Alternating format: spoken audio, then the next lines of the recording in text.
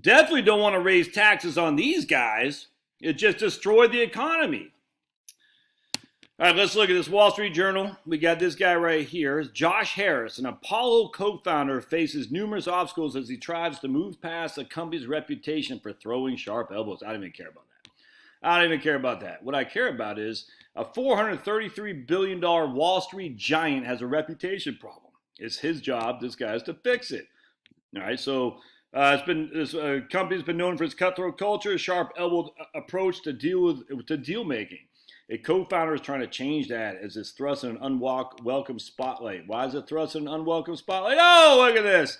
Jeff Epstein left. Sugar magnate Pepe Fanjul and Leon Black. Who's Leon Black? Oh, let's take a look here. We have right here. All right, hold on just a second. Right here. Josh Harris, the co-founder of Apollo Global Management, obsessively weighs the risks and implication decisions of what he makes. Whom to hire for a role at the private equity giant, whether to move forward with an investment or which trades to make for his investment firm or for the roster of the Philadelphia 76ers, the NBA team he owns. Even Mr. Harris's friends joke about sometimes getting multiple calls from him in a single day to discuss the matter. I don't even care about that. All right, the approach has helped make Apollo a $433 billion giant, second only to private equity Blackstone. It raised $24 billion in 2017. It's a $300 billion credit business has nearly tripled in the past 5 years. Now, Mr. Harris, a 55-year-old billionaire, faces a new challenge, trying to revamp the cutthroat image. He is trying to modernize his corporate structure, blah, blah, blah. Okay, guys, so you know what he's going to do, don't you? You know what he's doing. It's a rebrand. He's trying to make it softer, trying to make it more feminine, trying to make it more diverse. So he's going to start giving big bucks, I guarantee it, to SJWs. I guarantee it. Recently, the task of scrubbing up Apollo's image has made it more difficult by his co-founder, Chief Executive Leon Black, has found himself under scrutiny for his relationship with Jeffrey Epstein. Interesting, huh?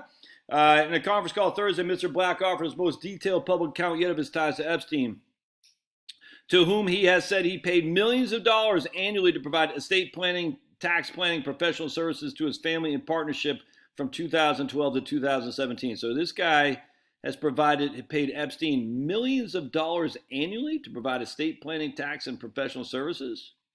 Yeah, like what there, big guy? Let's see. Any suggestion of blackmail? Yeah, okay. Another obstacle is Mr. Harris himself. Even those who say he has made progress on a revamp of the first culture.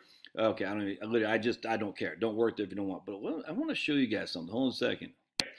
Mr. Harris, whose net worth has been pegged at nearly $5 billion by Forbes, stand out as a workaholic in the industry. Over the years, he regularly has been the first one in the office. Lastly, okay, gotcha. Some people play golf, some people play tennis. I work. Yeah. All right, so in addition to the Sixers, he also co-owns the New Jersey Devils and the English Premier League's Crystal Palace. He likes to win. It says Bippy Siegel, CEO of a private equity firm, Raycliffe Capital, has been friends with him for 23 years. While taking a bike ride on Rhode Island during a vacation with the families over the summer, Harris tried to race ahead of him. We're riding some crappy beat-up bikes. Do you have to take it to the next level? Okay.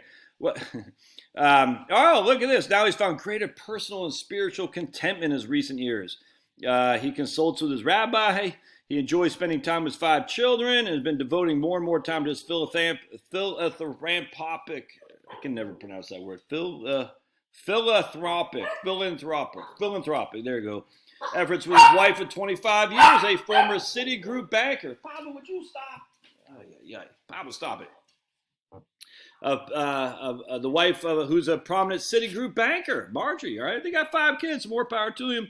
But check this out. He grew up in Chevy Chase, Maryland. You guys might not know Chevy Chase.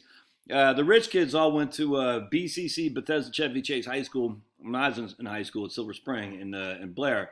And there's I was a Good Counsel over there. What was the other ones? Georgetown Preppers? I can't remember. But there's a lot of rich schools. And where Brett Kavanaugh's from. He's from Bethesda, BCC, same thing.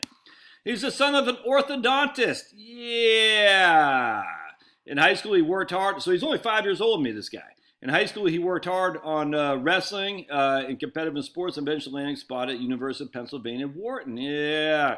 After graduating in 1986, He joined Drexel Burnham. All right. All right. The whole point being is, do you really think if you raise tax on this guy, the economy is going to fall? I'm sorry, man. If he's got enough money to buy NBA teams who then get public financing via the tax dollar for stadiums and all this stuff, they also, don't forget, I don't know about NFL or NBA or NHL, but Major League Baseball and certainly football have antitrust exemptions, all that. No, I'm sorry. Raising the capital gain tax on these guys is not going to hurt these guys at all. I mean, it's just not, or at least the economy as a whole. Don't forget, by the way, there's already an estate tax, all right? So just because you have $22 million and you might be wealthy, which you are, I grant you, and you don't pay a estate tax, this guy is subject to an estate tax, all right? That's just a fact. We're going to talk later on, my man Amar and I, about irrevocable trust and how that can be incorporated. But at the end of the day, even implementing an irrevocable trust is still a gift. And you only have a limited gift tax exemption. So what's happening here is this guy's already subject to estate tax. So all these people say, how dare you, Josh? It's a capital gain tax, man. But estate tax only kicks in at death. It's a capital gains tax. There's no reason this guy should get 15%. No reason whatsoever. 39.6, not going to, dude, he's got all this money to throw around. It's not going to hurt him at all. So I agree with Sniffy Joe there. As much as it chagrins me to say, I don't have any qualm raising capital gain tax on these guys. All right, we'll see you.